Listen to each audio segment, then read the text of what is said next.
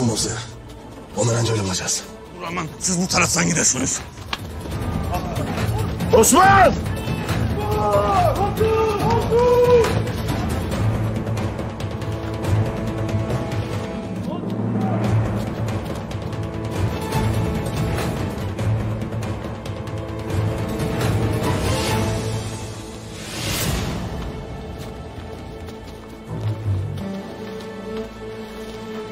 Buraya kadarmış çocuk.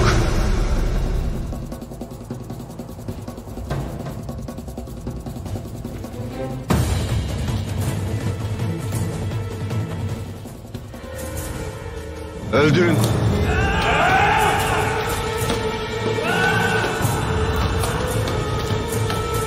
Yetişin!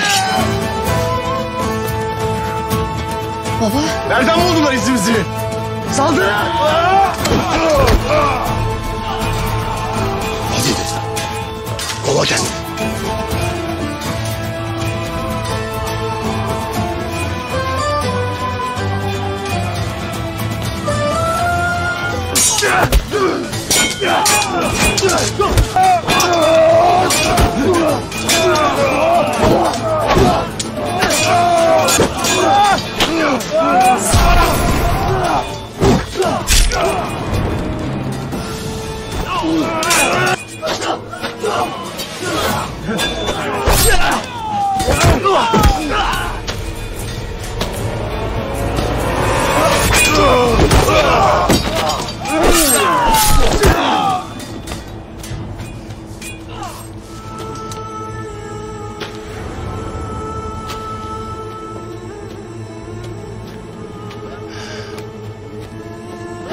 Yettik beyim!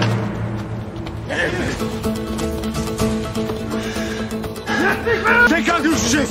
Yürüyün! Yürüyün!